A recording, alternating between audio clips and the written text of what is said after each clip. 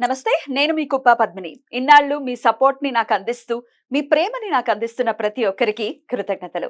ఇప్పుడు చూడబోతున్న ఈ వీడియో కూడా ఖచ్చితంగా మీకు ఉపయోగపడుతుంది. లైక్, షేర్ అండ్ సబ్స్క్రైబ్ చేసి మీ ఇష్టాన్ని, అలాగే మీ సపోర్ట్‌ని నాకందించండి. అలాగే ఈ వీడియో పట్ల మీ అభిప్రాయాన్ని కామెంట్ సెక్షన్‌లో కామెంట్ చేసి నాకు తెలియజేయండి. నమస్తే. నమస్కారం. రేపటి విశిష్టతని ఇప్పుడు చూద్దాం. రేపు 16వ తారీఖు ఫిబ్రవరి నెల 2025వ సంవత్సరం ఆదివారం. శ్రీ క్రోధినామ సంవత్సరం ఉత్తరాయణం శిశిర ఋతువు ధనిష్ట కార్తె. రేపు మాఘమాస బహుళపక్ష చవితి తిథి రాత్రి 2:15 వరకు, తదుపరి పంచమి తిథి.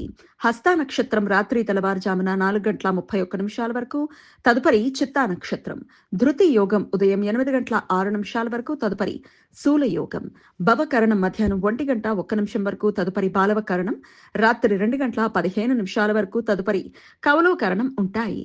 సూర్యుడు కుంభరాశి ధనిష్ట నక్షత్రంలో సంచరిస్తున్నాడు. చంద్రుడు కన్యా రాశిలో సంచరిస్తాడు. నక్షత్ర వర్జం ఉదయం 11:03 నుండి మధ్యాహ్నం 12:51 వరకు. అమృతకాలం రాత్రి 9:48 నుండి 11:36 వరకు.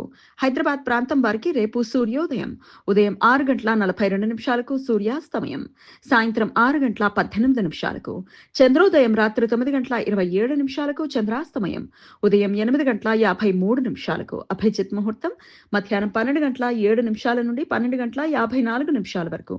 దుర్ముహూర్తం సాయంత్రం 4:46 నుండి 5:32 వరకు. రాహుకాలం సాయంత్రం 4:51 నుండి 6:18 వరకు.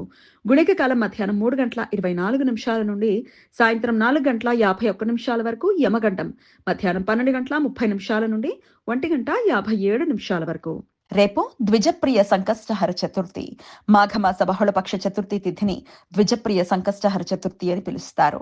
రేపు భక్తులు రోజంతా ఉపవాసం ఉండి మట్టి గణపతిని సామాన్య దేవపీఠం అంటే మామూలు చెక్కపీఠం మీద ఉంచి గణపతికి షోడశోపచార పూజలు చేస్తారు.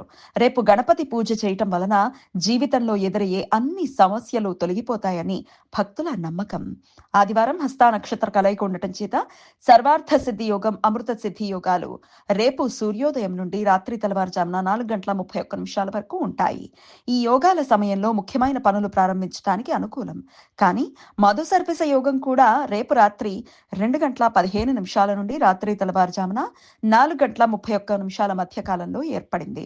పంచమి తిథి ఆదివారం హస్త నక్షత్ర కలయిక ఉంటే ఈ మధు సర్పిస యోగం ఏర్పడుతుంది. మధు సర్పిస అంటే విషం కలిపిన తేనె అని అర్థం. ఈ యోగం చాలా అశుభకరమైనది కాబట్టి ఈ సమయంలో చేసే ఏ పని అనుకూల ఫలితాలను ఇవ్వదు. శుక్ర పంచ సప్త శలాక వేధ రేపు ఉదయం 8:20 నుండి మధ్యాహ్నం 3:03 వరకు ఉంటుంది. శుక్రగ్రహం ఉత్తరాభాద్ర 3వ పాదంలో సంచరించే సమయంలో చంద్రగ్రహం హస్త నక్షత్రం 2వ పాదంలో సంచరించేటప్పుడు ఈ వేధ ఏర్పడుతుంది. రాహు పంచ సప్త శలాక వేధ రేపు రాత్రి 9:47 నుండి రాత్రి తెల్లవారుజామున 4:31 మధ్య కాలంలో ఏర్పడుతుంది.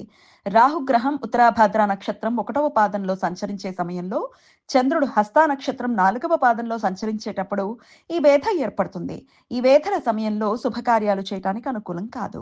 ఏకార్కల దోషం రేపు రాత్రి తెల్లవారుజామున 4:31 నుండి ఎల్లుండి ఉదయం 8:55 మధ్య కాలంలో ఏర్పడుతుంది. శూల యోగం జరుగుతున్న సమయంలో రవిగ్రహం ధనిష్ట నక్షత్రంలో, చంద్రగ్రహం చిత్తా నక్షత్రంలో సంచరించే సమయంలో ఈ ఏకార్కల దోషం ఏర్పడుతుంది. ఈ దోష సమయంలో శుభకార్యాలు చేయటానికి అనుకూలం కాదు. ఈ సమాచారాన్ని మనకు అందించిన వారు మేడికొండూరు విశ్వనాథ్ ప్రసాద్ గారు. ఆయనకు కృతజ్ఞతల్ని తెలియజేస్తూ గణపతి స్మరణతో సమస్త సన్మంగళాని భవంతు. నమస్కారం.